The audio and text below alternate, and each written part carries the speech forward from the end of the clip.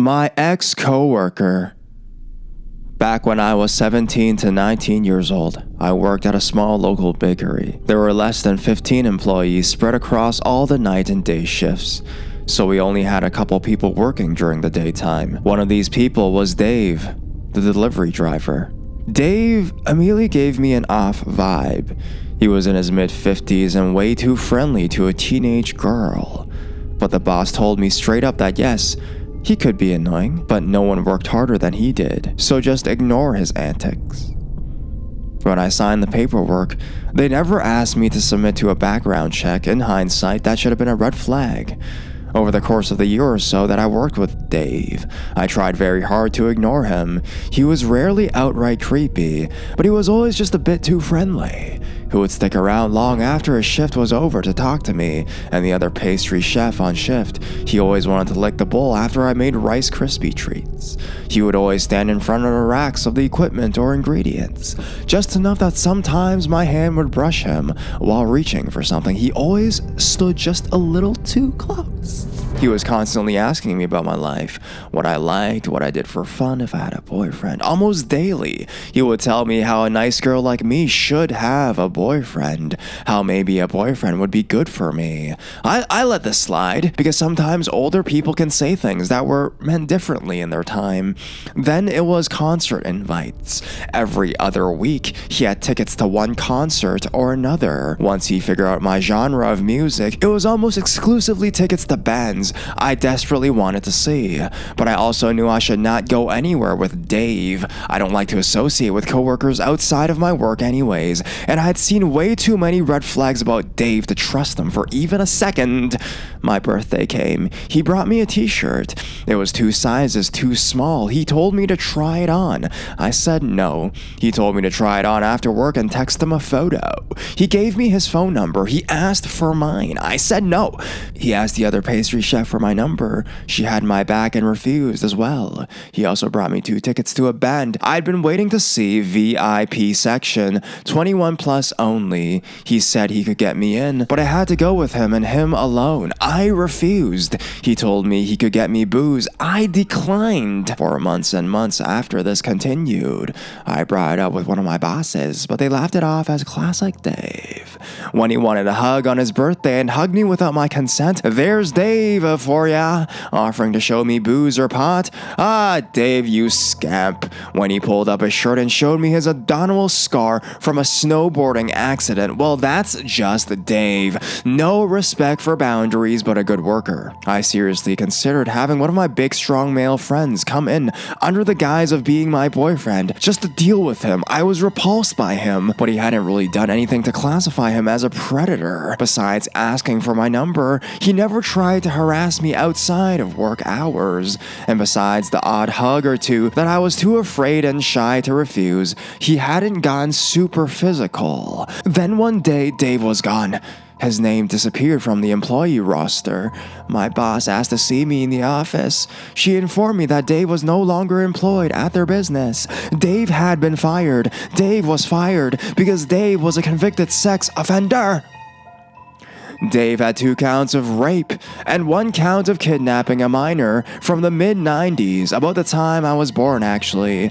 They had never background checked him, and when they contacted a friend in the police department, they found out that Dave had been lying on a lot of paperwork, hiding the fact that he was a convicted felon, and not notifying anyone when he moved. Once they brought this information to the police department's attention, they had a few more charges to add. They found out because apparently he had been stalking and harassing one of the clients he delivered to, showing up at her home when he should have not known where she lived. After his termination, Dave showed up to work one day. He had a weapon, but I never found out what he had. They told him to leave or the police would be called. He ended up leaving in handcuffs. I'm so thankful I wasn't there that day. Another little tidbit. The police department my bosses knew had been in the PD for a while and knew one of the officers who had arrested Dave in the 90s. That abdominal scar was from a run-in with the cops when he got injured trying to climb over a fence. That was a few years ago, but sometimes I still think about how badly things could have gone had I gone to even one of those concerts with him. So Dave, let's not meet. I hope I never have to see your disgusting face again. Ex-Coworker followed me into my train. This happened yesterday after I finished the night shift at around 3 a.m. I work at a store of a fast food chain to pay for my university. Our staff changes frequently because a lot of students and migrants work at our place, so you don't get to know each other very well. Everybody has their own social life, and it is very, very rare for coworkers to establish friendships outside working hours. Still, you know the people on your shift, and the night shift has particularly few workers. One of my coworkers, Jasir, started to get interested in me. Not that I noticed, I'm dumb and young, like being friendly and important for later, have a hard time saying no. In December 2019, our store threw a Christmas party at a pub. I went and had a great time, but I also made plans for later that night. Because of that, I wanted to leave early, which made Jasir also want to leave early, despite the fact he neither needed or planned it beforehand, which made me uncomfortable. Unfortunately, he didn't know how to get to the train and I did, so I couldn't say no, so just had him tag along. When we arrived at the train station, it came to light there was no train he could take to get home.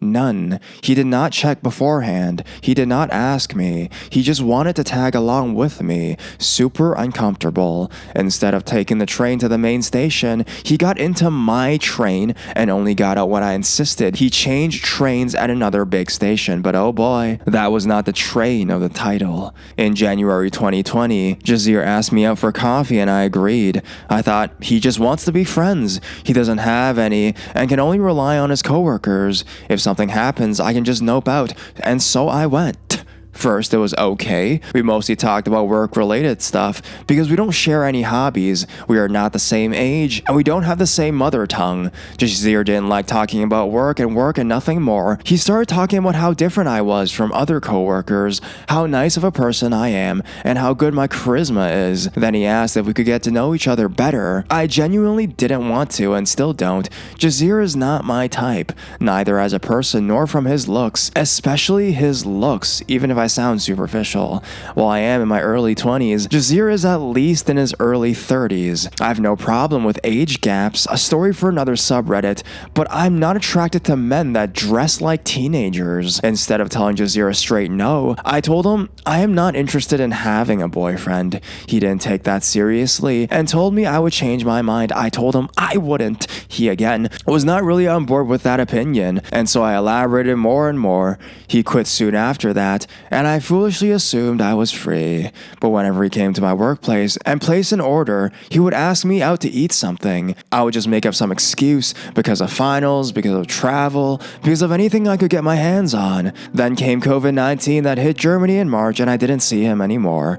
I blocked him on social media in April and hoped that was the last thing to happen, but oh boy, that was not the case. Today, I finished my shift at 3 a.m.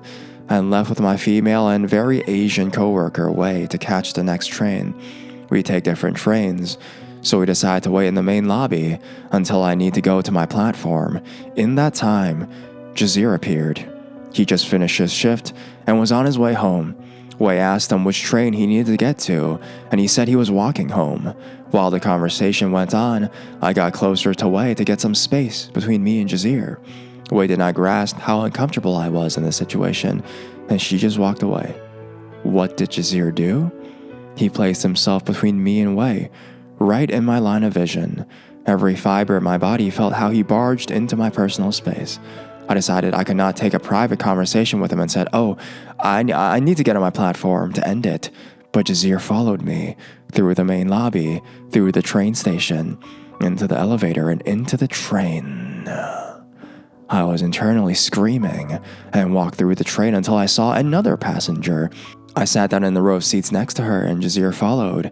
As if every bit of luck had just left me, the other passenger moved seats and went away, so I was back alone. Jasir talked, and I showed clear signs of not wanting to continue the conversation. I hoped he would leave before the train departed, but he didn't. Mind you, the train goes in the opposite direction of his house, and is 1 hour walking distance to my workplace. There is no way in hell this man could get anything out of taking that train, except following me and continuing the conversation. I was freaked out and told him in English that he was acting very weird weird. Maybe I should have used a different word, but English is not my first language. I could not let him see my station or that he could easily find my home. I don't live rural. But at 3 a.m., there is nobody on the streets, so him following me home was terrifying. I thought about getting off a station earlier, but then I would have to get a cab, for which I did not have the money on me, or I needed to walk the rest of the way and he could still follow me. I decided to get up at the next station, let him get out of the train first, and just stay inside while the doors closed. It fortunately worked, but only after telling him clear this was not my station. I would not get out, and he could not get back in. I even held my hand to stop him from coming back in. He stayed outside after the conductor shouted at us to let the door close. He followed me 2 times home, without even thinking of how creepy that behavior is. So Jazir, let's not meet again.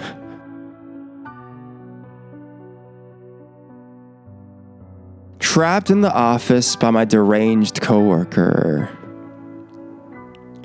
First time posting, so play nice.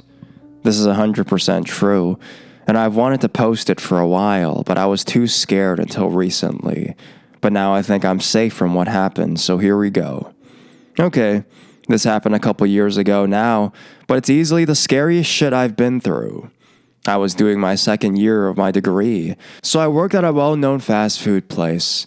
I was pretty good at my job, not that it was difficult to be bad at it. I started off doing day shifts, which is when most of the staff worked. Places like that are like a revolving door, employment-wise. I came there for 7 months, and I may as well have been a lifer. I worked for a time alongside a dude named Frank. Frank was older than me. I was 20 at the time. I guess he was in his early 30s. He had a pleasant-ish demeanor most of the time, but dude was dumb as a pole. He constantly did things wrong and was absolutely frustrating all of the time. More than that, though, he was kind of just weird. He did weird shit that didn't make sense to anyone at all. Because of this, I barely spoke to him until I absolutely had to, and I wasn't at all bummed out when I decided to fire him. As far as I knew, that would be the last time I ever saw of him, and I was pretty indifferent about it. A few months went on, and I eventually moved to the morning shift. We're talking about 5 a.m. to 12 p.m. It sucked, but it meant I had afternoons free most of the time, which meant I could get ahead of my uni work. I generally only worked weekends, and any weekday that I didn't have university. At the time the story happened, I had already found a new job, and I was on my final day of working for this fast food place. I actually had my first shift at the new place at 4 p.m. that day, and wasn't planning to work, but my manager begged me to train the new girl, and I agreed. I'd still have a couple hours to nap and change after my shift, so it was no big deal. The day fell on a Wednesday, which I usually never worked, and I wasn't rotated on to work it. That's important to remember. When I get to the store at 5 a.m., start training the new girl as usual. Everything is going pretty chill and as per usual up until about 7. I look over the counter and see a familiar face. There was a line of customers, but he wasn't standing in it, more next to it. I gave a brief, "Hi, Frank," and turned back to what I was doing. We weren't friends and had never spoken, and I hadn't seen him in about 6 months, so I didn't want to give him any more of my time. The dude kept lingering there, though. He asked me how I was, and I said, "Fine," and asked him it back. He said he found a new job, and I sort of nodded, but I was serving customers, and to be honest, I didn't really want to keep up the conversation, and then the weird shit really began. He asked me if I wanted to hang out sometime, to which I snorted and said, "No." The woman I was serving gave an amused smile, which I returned. Frank wasn't sated, though. He kept asked again, and when I said no again, he asked why. I said that I had a partner and that I was busy, so no.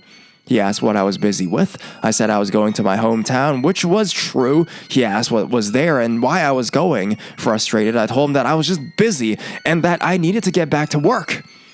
It's been a couple years, and honestly, it was friggin' traumatic, so I don't remember fully what happened next. What I do remember is that suddenly, the guy was acting really weird. He was staring at me with wide eyes, like he didn't know what was going on. He walked around to the employee door and tried to go inside, at which point I ran over and held my hands up to him. I told him he couldn't come back there, and that he had to leave. The dude is sweating by now and just staring at me. He sort of mumbles something, sounded like he was agreeing with me, and even steps back a little bit. I told him that he has to leave, that he has to go. One of the other customers sees raises and says firmly, "Are you leaving, mate?" To which Frank nods, but makes no visible action to do so. He's just standing there shaking. The problem with working in shitty places is that nothing works, so the employee door didn't lock. I closed the door anyways and moved back, so I was on the stairs up to the office so I could see the CCTV feed. I look at the feed from the one pointed at the employee door and see that he's just standing there at the door, unmoving, while the new girl is still serving customers, by the way. I'm scared as heck, so I text my manager, who tells me she's on her way. And just to hold tight, he's still standing there, so I ask her if it's okay I head up to the office, which she says yes. It's not too busy, and honestly, I wouldn't care if it was. So I head back to the office. Just as I get there, I hear the voice of the new girl shouting, "Wait, stop, you can't go up there." And holy cow, I turn around and see Frank, dazed out of his mind, coming up the stairs towards me. His eyes are wild and he looks out of it. Once again, I hold up my hands and tell him to leave, but this time he seems completely incapable of listening. He just keeps walking towards me. I text my manager in all caps, "He's upstairs." Remember what I said about shitty places? Nothing works, which meant the door to the office didn't frickin' lock. As he approaches me, I slam the door shut and press my back up against it. I was hoping that because he was so strung out, he would just leave, but he didn't. Dude starts pushing on the door, grunting and moaning, and I'm like, I'm 100% in a horror movie right now. At this point, I just nope the heck out and call the police. I'm screaming on the phone to this girl, shaking like hell. I've never had to call any sort of emergency services before or since, so the whole thing was just terrifying to me. And bear in mind, he's still pushing on the door as I'm doing all of this. She's asking me if I know what he wants or if he has a weapon, and it dawns on me, I have no clue. As soon as the dispatch girl hangs up, I hear my manager's voice talking very firmly and sternly to Frank. From what I can tell, he sounds like he's sort of responding to her. I've called the police, but I don't move from the door. I hear the police soon enough, and they convince him to come downstairs. As he's going, he asks softly, "Can I come?" At which point I scream, "What the hell?"